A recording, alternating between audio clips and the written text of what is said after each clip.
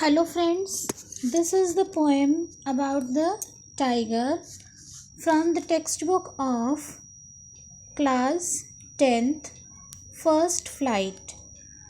A tiger in the zoo. Tiger in the zoo. बेटा इस poem में क्या है, टाइगर के दोनों तरह के बिहेवियर को आपस में कंपेयर किया गया है, कंट्रास्ट किया गया है। कैसे, ये बताते हुए कि अगर कोई टाइगर जंगल में है, फॉरेस्ट में है, तो वो कैसे बिहेव करता है, और अगर टाइगर विलेज में आ जाए तो वो कैसे बिहेव करता है। सी this poem contrasts a tiger in the zoo with the tiger in its natural habitat. अब टाइगर का जो है वो नेचुरल हैबिटेट क्या होता है, जहाँ पर वो रहता है, यानी कि फॉरेस्ट।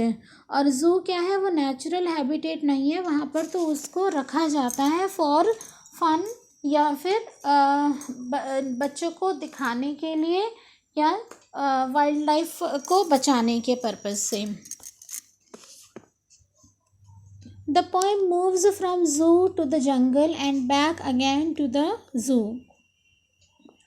पोएम क्या है, जंगल से शुरू होती है और वापस ज़ू में आ जाती है।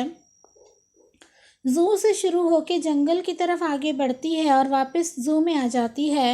Read the poem silently once and say which stanzas speak about the tiger in the zoo and which ones speak about the tiger in the jungle. तो अब आप ये पढ़ेंगे इसको और फिर बताएंगे कि कौन सा स्टेंजा, कौन सा पैराग्राफ ऐसा है जो कि टाइगर के जो बताता है कि टाइगर ज़ू में है, और कौन सा पैराग्राफ ऐसा है जो बताता है टाइगर जंगल में है। तो चलिए पढ़ते हैं।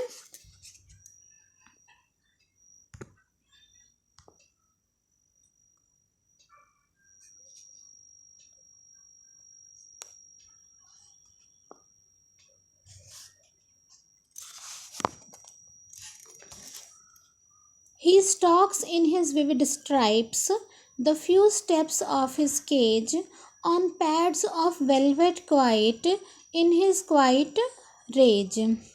He stalks in his vivid stripes. अपनी vivid मतलब attractive kind of, attractive stripes के साथ वो घूम रहा है। स्टॉक्स का मतलब है कि कुछ अटैचमेंट। तो क्या है, जो स्ट्राइप्स हैं, जो लाइनें हैं, जो आप टाइगर की बॉडी पर लाइनें देखते हैं, स्ट्राइप्स देखते हैं, वो कैसी हैं, वो अटैच हैं उसके बॉडी पर। The few steps of his cage, अपनी बॉडी पर उन अटैचमेंट्स को लिए हुए वो अपनी केज में कुछ स्टेप्स घूम रहा है। On pads of velvet quite, velvet उसके जो पैर हैं, उसके पैर कैसे हैं, गद्देदार होते हैं, तो इसीलिए यहाँ पर क्या किया, यूज़ किया है, ऑन पैड्स यूज़ किया गया है। इसके बाद देखेंगे किसके लिए यूज़ किया गया है, ये गद्देदार हैं इसीलिए यूज़ किया है।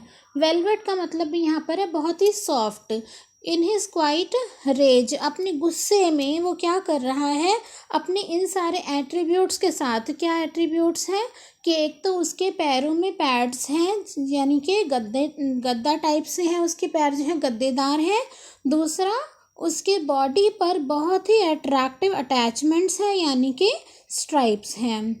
तो इनके साथ वो क्या कर रहा है, अपने गुस्से में उस केज में घूम रहा है।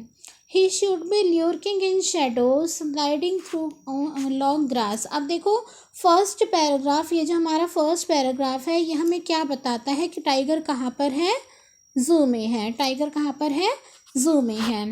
He should be lurking, should be से मतलब चाहिए, तो उसको क्या होना चाहिए था, lurking in shadow, lurking का मतलब होता है hidden। He should be lurking in shadow, lurking का मतलब है हिडन, हिडन है उसको हिडन होना चाहिए था, छुपा होना चाहिए था। स्लाइडिंग, स्लाइडिंग मतलब फिसलता हुआ, थ्रू लॉन्ग ग्रास, और फिर उसे धीरे से लॉन्ग ग्रास पर स्लिप होते हुए आना था। कहाँ पर, नियर द वाटर होल, जहाँ पर कि पानी है।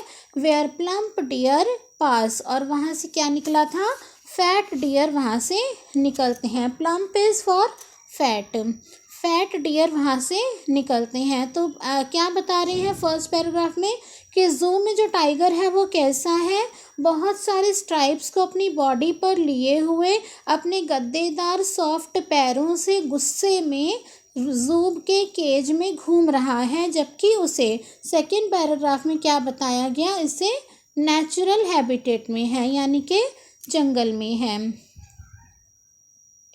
तो क्या बताया इसमें इन्हें कि ये जो है इसको क्या होना चाहिए था, शेडो में छुपा होना चाहिए था और स्लाइड करते हुए लॉन्ग ग्रास से बाहर आना चाहिए था, जहाँ पर कि वाटर होल है, वाटर होल के पास जहाँ पर प्लम्प डियर आते जाते रहते हैं।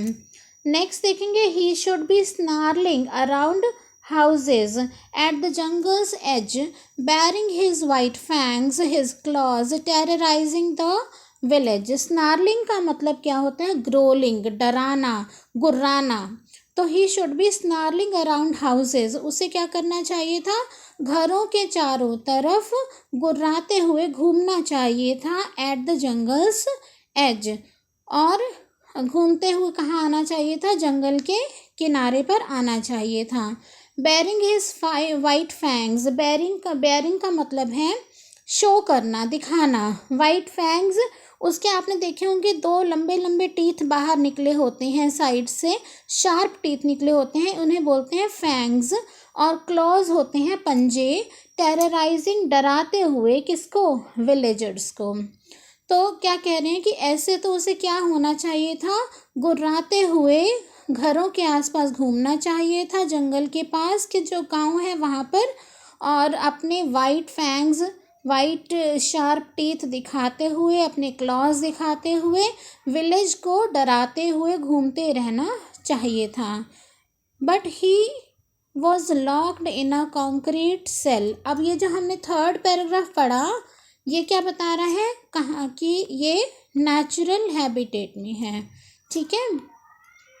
नेक्स्ट देखेंगे, but he was locked in a concrete cell, लेकिन वो कॉन्क्रीट से बने हुए सेल में यानी कि रूम में, कॉन्क्रीट का मतलब होता है ईंट पत्थर से बने हुए सेल में वो लॉक है। हिज स्ट्रेंथ बिहाइंड बार्स, उसकी जो स्ट्रेंथ है, शक्ति है, कहाँ है वो, बिहाइंड द बार्स। इस बार्स का मतलब होता है सलाखें, तो सलाखों के पीछे है। रॉड्स जो होती हैं ना पिंजरे की, उसको बोलते हैं बार्स या सलाखें। तो उसकी जो स्ट्रेंथ है वो कहाँ है, उसके पिंजरे के बार्स के पीछे हैं। Stalking the length of his cage ignoring visitors. अब वो क्या कह रहा है, लेंथ ऑफ हिज केज, पिंजरे की लेंथ को वो नाप रहा है, यानी कि पिंजरे में ही वो घूम रहा है। इग्नोरिंग विजिटर्स को जो देखने के लिए आने वाले हैं, जो अपने एंटरटेनमेंट के लिए आते हैं ज़ू में एनिमल्स को देखने के लिए, उनको इग्नोर कर रहा है। He hears the last voice at night, और वो रात को, अच्छा ये इस फोर्थ पैराग्राफ में क्या पता चला, टाइगर कहाँ पर है, केज में यानी कि ज़ू में।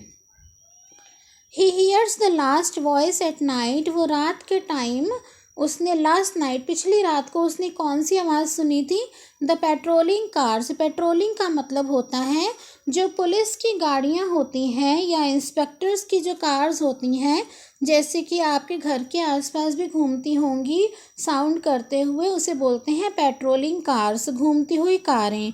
अब यहाँ पर पेट्रोलिंग कार्स कौन सी हैं, यहाँ पुलिस की नहीं है, यहाँ पर किसके, ज़ू के जो केयर टेकर्स हैं उनकी पेट्रोलिंग कार्स हैं। And stairs with his brilliant eyes. अब स्टेयर का मतलब है घूरना, ब्रिलियंट का मतलब होता है ब्राइट। यहाँ पर ब्रिलियंट का मतलब क्या है, ब्राइट, चमकदार। अब वो अपनी ब्राइट आइज़ से स्टार्स को देख रहा है, एट द ब्रिलियंट स्टार्स। और स्टार्स भी कैसे हैं, ब्राइट है यानी कि शाइनी हैं। तो स्टार्स को, ब्राइट स्टार्स को वो अपनी ब्राइट आइज़ से देख रहा है। तो इस वाले पैराग्राफ में, फिफ्थ पैराग्राफ में भी हमने क्या बोला कि टाइगर कहाँ पर है, केज में यानी कि ज़ू में है, ठीक है। तो फर्स्ट, फोर्थ और 5th पैराग्राफ में हम बताएंगे कि टाइगर कहाँ पर है, ज़ू में। और 2nd और 3rd पैराग्राफ में हम क्या बता रहे हैं, नेचुरल हैबिटेट के बारे में बता रहे हैं। अब इन्होंने क्या कंपैरिजन किया कि ज़ू में जो टाइगर है वो कैसा है, अपने सॉफ्ट पैरों से, गद्देदार पैरों से अपनी स्ट्राइप्स के साथ केज में घूम रहा है। और उसने क्या देखा कि कंक्रीट सेल में वो लॉक्ड है, उसकी जो स्ट्रेंथ है, उसकी जो शक्ति है वो भी कहाँ है, बार्स के पीछे है, बिहाइंड द बार्स, वो भी बार्स के पीछे है। और उसको लोग देखने के लिए आ रहे हैं और उन विजिटर्स को इग्नोर कर रहा है। और उसने क्या किया, रात को उसने पेट्रोलिंग कार्स की साउंड सुनी थी, जो कार्स इंस्ट्रक्टर्स की घूम रही हैं, वो ये चेक कर रहे हैं, केयर टेकर्स चेक कर रहे हैं कि कहीं कोई एनिमल बाहर तो नहीं रह गया, या किसी तरह का कुछ मिस हैपनिंग तो नहीं हो रही है, किसी तरह की कोई वहाँ पर केयर टेकर्स के साथ तो मिस हैपनिंग नहीं हो गई है, एनिमल्स के साथ तो नहीं हो गई है। उनकी जो कार्स हैं वो घूम रही हैं और उनकी आवाज़ को उसने सुना था। और क्या किया था, ब्रिलियंट आइज से, अपनी शाइनिंग ब्राइट आइज से उसने ब्राइट स्टार्स को देखा था।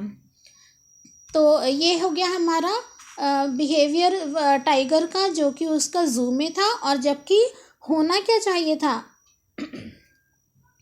अब होना ये चाहिए था कि उसको 2nd और 3rd पैराग्राफ में पता चलेगा हमें कि क्या होना चाहिए था, उसको शेडो में कहीं छुपा होना चाहिए था और उसको ग्रास से, लॉन्ग ग्रास में से कहीं से निकल के आना चाहिए था, स्लिप करके आना चाहिए था। और कहाँ तक आना चाहिए थे, वाटर होल तक आना चाहिए था, जहाँ पर कौन है, प्लम्प डियर्स है। And he should be snarling, snarling मतलब ग्रोलिंग, यानी कि गुर्राने की आवाज़ उसके हाउस के चारों तरफ होनी चाहिए, हाउसेस के चारों तरफ घूमते हुए, गुर्राते हुए घूमना चाहिए था। और क्या करना था, अपने वाइट फैंग्स को दिखाते हुए, क्लॉज दिखाते हुए विलेज को डराना चाहिए था, विलेज में रहने वाले लोगों को डराना चाहिए था। तो अभी हमने क्या पढ़ी, poem tiger in the zoo, और इनके राइटर कौन है, लेस्ली नॉरिस। इनके राइटर कौन है, पोइट कौन है, लेस्ली नॉरिस। इसे आप याद रखेंगे। टाइगर का बिहेवियर इसमें कंट्रास्ट किया गया है, ज़ू और ये जंगल में इसका कैसा बिहेवियर होता है, इसको आपस में कंपेयर किया गया है।